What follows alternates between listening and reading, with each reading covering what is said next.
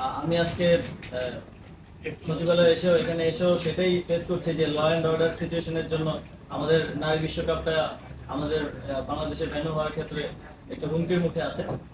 তো এই বিষয়ে আমরা আজকে কিছু আলোচনা করেছি বিসিবির সাথে এবং আজকে মন্ত্রণালয়ে এসে সবার সাথে আলোচনা করে আমার ভালো লেগেছে এবং আমার মনে হয় আমরা একসাথে ভালোভাবে কাজ করতে পারবো। তো আমরা তিনটি সিদ্ধান্ত কিংবা প্রসেস যদি বলি তিনটি বিষয়ে উপনীত হতে পেরেছি।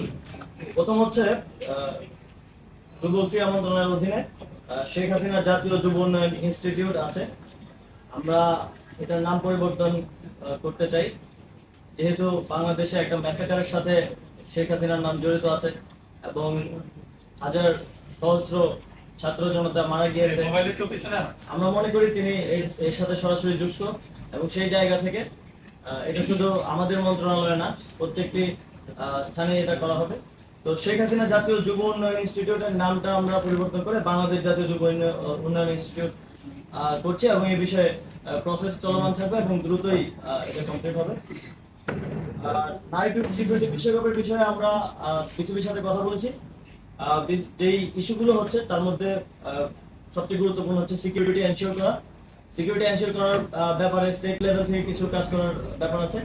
আমি আজকেই যমুনাতে গিয়ে ইউনুস স্যারের সাথে এই বিষয়ে বিস্তারিত কথা বলবো এবং তিনি একজন ক্রীড়াপ্রেমী মানুষ, তিনি অবশ্যই এটিতে আমাদেরকে সহযোগিতা করবেন এবং স্টেট লেভেল থেকে সিকিউরিটিটা আমরা এনশিওর করবো। আমরা ইউএন এর সাথেও কথা বলবো যাতে তারা সাজেস্ট করে। আর কিছু দেশের ট্রাভেল রেস্ট্রিকশনস আছে, সেগুলো যাতে সমাধান করা যায়। আর অবকাঠামোগত কিছু উন্নয়নের ব্যাপার আছে, সেগুলো মাননীয় সচিব আমাকে নিশ্চিত করেছেন যে কমপ্লিট করা হয়ে যাবে এর মধ্যেই।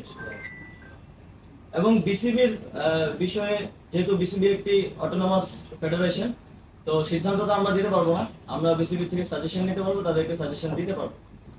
তো বিসিবির সভাপতি অনুপস্থিত আছেন। অবশ্যই একটা ফেডারেশনকে ওয়ার্ক করতে হইলে তার সবগুলো অর্গান ঠিকভাবে ভালোভাবে কাজ করতে হয়। সভাপতির মধ্যে গুরুত্বপূর্ণ দায়িত্ব যিনি আছেন তিনি অনুপস্থিত আছেন, কিন্তু বিসিবি যেহেতু একটা অটোনমাস ফেডারেশন আইসিসির অধীনে, এই বিষয়ে আমরা সিদ্ধান্ত নিতে পারবো না। আমরা সাজেস্ট করেছি যারা বিসিবির ডাইরেক্টরস আছেন তারা এই বিষয়ে লিগ্যালি কিভাবে আইসিসির লিগ্যাল ফ্রেমওয়ার্কের মধ্য থেকে কিভাবে এই বিষয়টি সমাধান করা যায় এবং অন্তর্বর্তীকালীন সময়ের জন্য কাউকে নিয়োগ করা যায় কিনা সে বিষয়ে তারা আমাদেরকে পরবর্তীতে রিপোর্ট করবে এবং এই বিষয়ে আমরা প্রসিজারটা চালু রাখবো। তো এই তিনটি সিদ্ধান্ত কিংবা প্রসেস যাই বলেন আজকে আমরা উপনীত হতে পেরেছি এবং সামনে আরো আজকে আমি সময় দিতে পারছি না, কারণ আমাদের আপনাদের প্রধান বিচারপতির শপথ গ্রহণ অনুষ্ঠান আছে। তো আমরা আরো বিস্তারিত কথা বলবো, আমি আবার এসে হয়তো আরো বিস্তারিত কিছু বিষয়ে সিদ্ধান্ত আমরা নিতে পারবো। দেশকে ঢেলে সাজাতে চাই এবং সেটা আমরা আসলে ব্যক্তির জায়গা থেকে নয় যে একজন ব্যক্তিকে পরিবর্তন করে দিলে আমার হয়ে গেল। আমরা সিস্টেমটাকে ঢেলে সাজাচ্ছি, আমরা একটা সিস্টেম করে দিয়ে যেতে চাই এই অন্তর্বর্তীকালীন সরকারের অধীনে, যাতে করে যে ব্যক্তি আসুক সে ওই সিস্টেম ফলো করার মাধ্যমে এই যে দুর্নীতির কথা বলছেন কিংবা অনিয়মের কথা বলছেন সেগুলো যেন আর কখনোই ফিরে না আসতে পারে। না, আপনি যে সিস্টেম পরিবর্তনের কথা বলছেন সেই সময়টা পাবেন কিনা বা আপনারা কতদিন থাকতে চান বা কি থাকতে চাওয়ার বিষয় নেই। এখানে বাংলাদেশের জনগণ একটি স্বতঃস্ফূর্ত গণ অভ্যুত্থানের ভিত্তিতে এবং একটি রিফরমেশনের দাবিতে যে গণ অভ্যুত্থান হয়েছে তার ভিত্তিতেই আমাদেরকে দায়িত্ব দিয়েছেন। আমরা সেই দায়িত্ব পালন করব। আমরা যতদিন দরকার ততদিনই থাকবো এই দায়িত্ব পালন করার জন্য। আমাদের যারা আছেন আমাদের অন্তর্বর্তীকালীন সরকারে কারোরই আসলে ক্ষমতা ধরে রাখার বা ক্ষমতায় থাকার অভিলাষটা নেই। আপনারা দেখতে পারেন সেখানে শিক্ষক আছেন, মানবাধিকার কর্মী আছেন, আমরা ছাত্ররা আছি।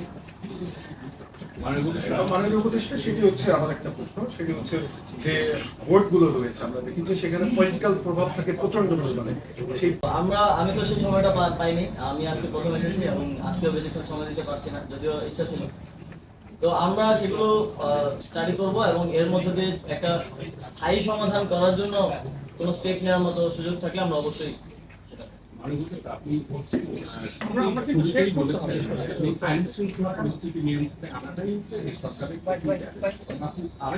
আরেকবার বলেছেন যে কোনো ব্যক্তির পরিবর্তন নয়, কিন্তু যদি তাই হয় তাহলে আমরা দেখতে পাচ্ছি যে সম্প্রতি ঢাকা শহরে বেশ কয়েকটি কলেজ এবং শিক্ষা প্রতিষ্ঠানের প্রিন্সিপালদের কাছ থেকে, হেডমাস্টারদের কাছ থেকে জোরপূর্বক রিজাইন লেটার লিখে নিয়ে নতুন বিকল্প আরেকজনকে বসানো হচ্ছে। আসলে এই কর্মটার দিকে আপনাদের সায় আছে কিনা? যদি না থাকে আপনি বলেছেন যে আপনি যে যার জায়গা থেকে কথা পাচ্ছে বলবেন। আপনার আপনি বিভিন্ন যে দখল জায়গার কার্যক্রম সঙ্গে কথা চালাচ্ছেন। বলবেন, এটি শিক্ষা মন্ত্রণালয়ের আওতাভুক্ত। সেহেতু আমি আপনার নলেজে দিলাম এই কারণে যেন আপনি যেন সেই বিষয়টি ওনার কান পর্যন্ত নেন যে এই ঘটনাগুলো ঘটছে সম্প্রতি ঢাকা সিটি কলেজে এই ঘটনাটি ঘটেছে। দেখুন, এই বিষয়গুলোতে যারা অপরাধী ছিলেন বিভিন্ন বিশ্ববিদ্যালয়ে কিংবা কলেজের দায়িত্বশীল যাদের দায় আছে, অনেকগুলো ঘটনায় আন্দোলন চলমান সময়, তো সেই জন্য ক্ষোভের জায়গা থেকে অনেকে হয়তো করছেন, আবার অনেকে হয়তো কোনো স্বার্থের জায়গা থেকেও হয়তো করছেন। আমরা সবার প্রতি আমাদের সাজেশন থাকবে অবশ্যই আইনগতভাবে যাতে সেটা করা হয় এবং প্রসেস ফলো করা হয়। আমাদেরকে অবশ্যই প্রসেস ফলো করতে হবে। যদি প্রসেস ফলো না করা হয় তাহলে এটা একটা কেও সিচুয়েশনের দিকে চলে যাবে। আমি আজকের জন্য শেষ করতে চাই। ধন্যবাদ।